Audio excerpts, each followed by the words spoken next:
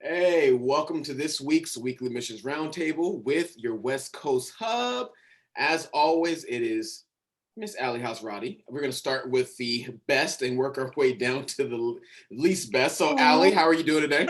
I'm doing so good, Anthony. Thank you for brightening my day. Of course, I'm your sidekick, right?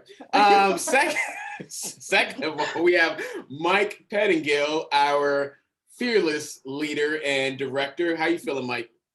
I'm just pleased to be in the presence of two persons of greatness. Oh my gosh, man.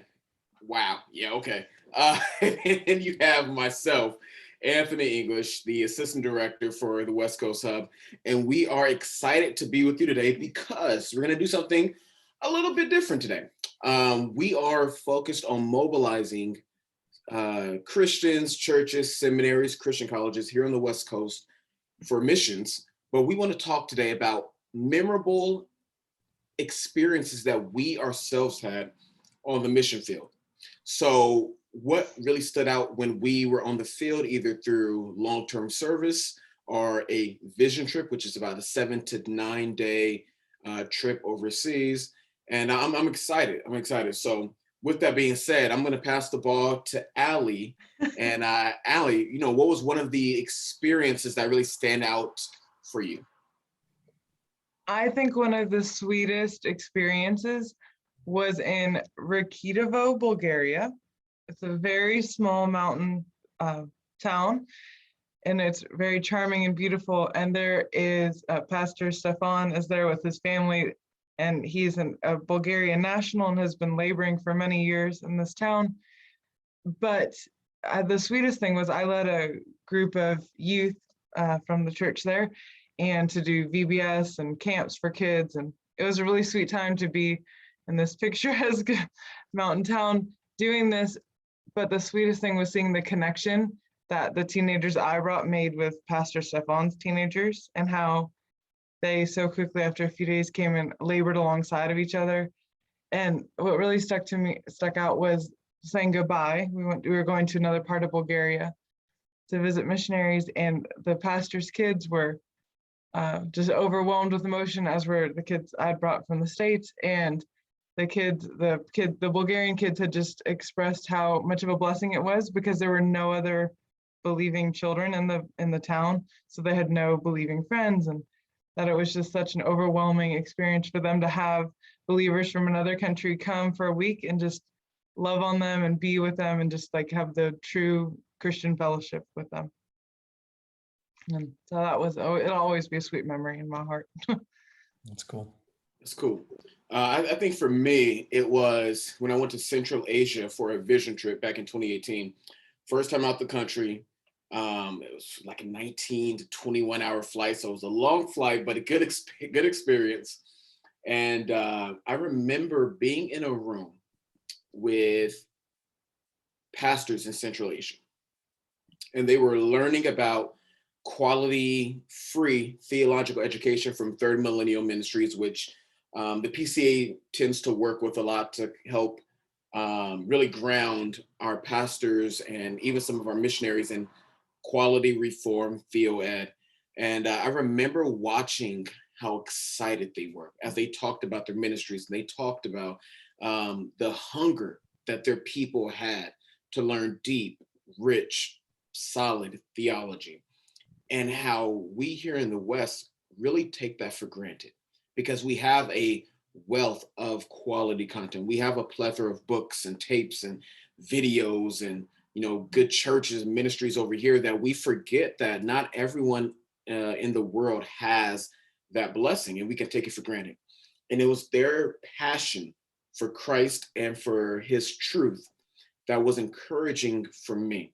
And seeing how excited they were, how hungry they were, encouraged me to grow in my hunger for good, solid theology and to not take for granted the wealth of reformed quality education we have here in the West, and to also pour time and resources into helping the rest of the world receive that education as well. So that was memorable for me, just to see so many pastors in that room ready to go and asking, when can we get this information? when can we start teaching our people, and they were also going, not just their people, but they were going to be taking their elder candidates and their deacons through this material as well. So they wanted to be able to raise up indigenous leaders who are theologically sound, and just seeing that joy, that excitement, and seeing that this is something they had been wanting and probably most likely have been praying for a while, and seeing those prayers and those hopes starting to get answered, it was just super impactful and encouraging. And also worshiping with them too. Worshiping with pastors over in Central Asia was beautiful. Seeing how they do it, different culture, different language, but seeing the joy and the passion they had for Christ and for worshiping him was also just an indictment for me sometimes of my own lukewarm worship, where I'm in worship service, I'm in church, and I'm like, I just don't feel it. And seeing how they worship the Lord, it's like, it doesn't matter if you don't feel it. Like, it's all about Christ, and it's his love, his grace, his glory that should ignite our passion. So yeah, just impactful experiences I had on the field, even to this day. Awesome. Let me tell you about mine. So when we were on the mission field in Honduras, we hosted a lot of short-term teams, and we hosted them usually in the summer months that coincided with the school year for both US and Honduras. And we had a team come down, and on the team was just a mountain of a man, like 6'4", 6'5", 250, 265 pounds.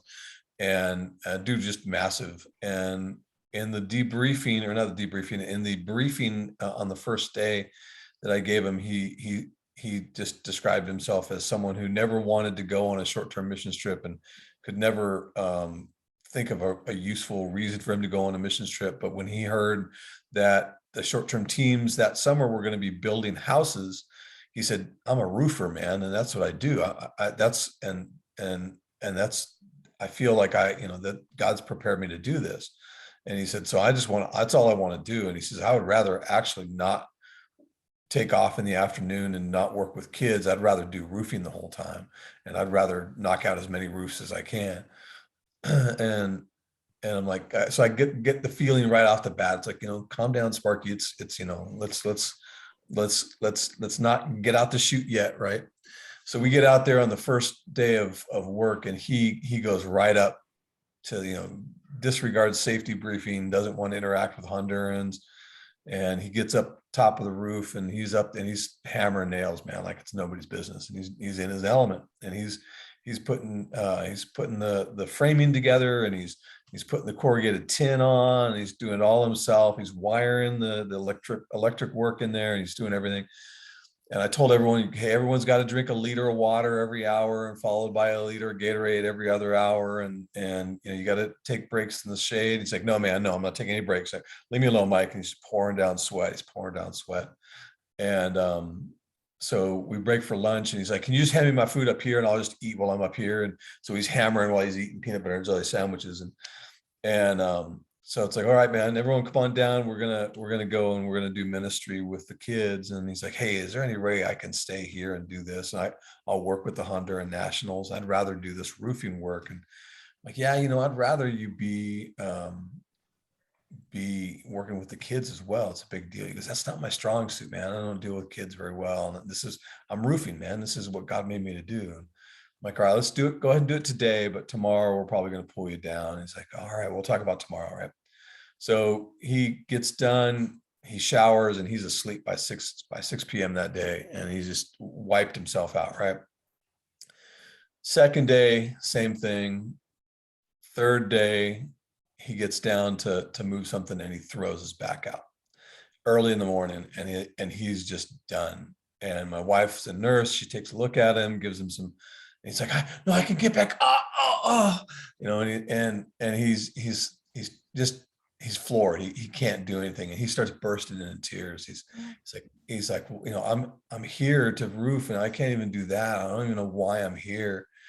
And I'm all right, dude. We'll see how your back turns out, but why don't you do this? Why don't you sit on the pile of cinder blocks in the shade, and you kind of shuffle back and forth, and you make sure everyone's water and Gatorade is filled up, and you make sure everyone's taking breaks, and then you can take time to pray for the group as well. And he makes him cry even more. He's like, what a waste of God's time and resources and talent and treasure. This is awful. And so this kid, this little boy who's maybe 50 pounds, about 5 years old, and he's comes over to the work site, and he's got a really ratty ball, and he starts kicking the ball off the cinder blocks where the dude's sitting. And then you look over later, and he's standing up. He can't really move, but he's kind of kicking the ball back and forth with the kid, right? And so he spends really more than half the day, maybe two-thirds of the third day playing with this kid. And he can't move. And my wife's like, hey man, you should kind of sit down. He's like, no, it's fine. I'm playing with this kid, it's keeping him happy and stuff. And he's out of the way. So he comes back the fourth day of work, and he plays soccer with the kid all day long, as best he can, right? Guy can barely stand, let alone walk, right? And the fifth and final day comes, and we're at lunch, and he's giving the kid his sandwich, and the kid takes him to go look at his house, and the guy doesn't speak a word of Spanish. The kid doesn't speak a word of English, and they're holding hands. It's like a mountain of a man holding hands with a little kid walking down this gravel road, and he's just shuffling because he can't walk, and it's like, how far is this boy's house? And I'm like, dude, it's like 3/4 of a mile. He's like, that's fine. And so he just falls in love with his kid.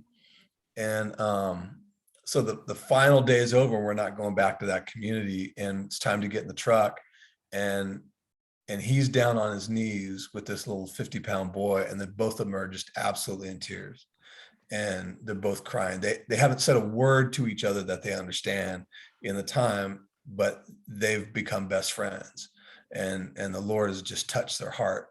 And this guy who thought he was there to be a mad skills roofer was there to fall in love with a kid and to show the kid the love of Christ without even a word being spoken. And the guy couldn't get back in the truck, not because of his back, but because of the kid. He couldn't. I'm like, hey dude, we gotta leave, man. I'm sorry. And I know this is what I was trying to tell you about relationships, and you got it, and that's cool, but you come back next year, man. And gets in the car, and this mountain of a man just crying, he's heaving, crying the whole time because he's got to leave this little boy. And so the message it showed that boy and that man and everyone else on the team, and the guy was so singularly focused on what he absolutely, quote unquote, knew the Lord had him on this planet for, and knew what he had him in Honduras for. And it took the Lord jacking up this guy's back and making him basically immobile to show him what he was really there for. And that's how the Lord had to put him in his place and give the message.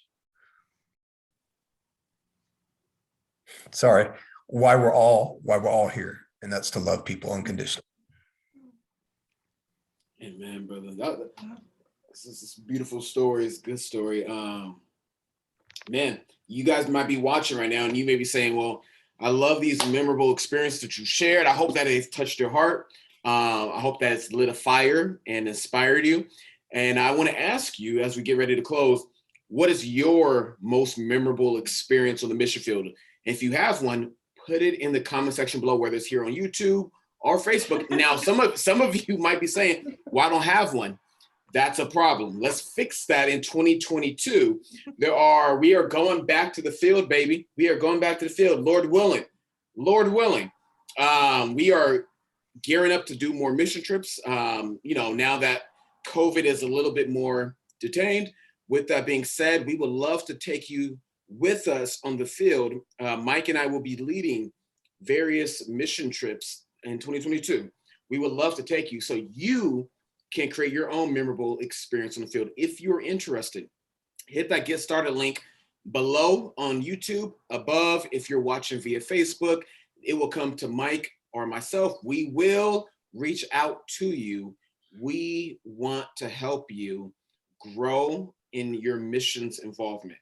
Allow us to help you. It is our joy to help you. So with that being said, click the Get Started link above. If you wanted more information, sign up for our West Coast Hub newsletter on mtw.org/West Coast.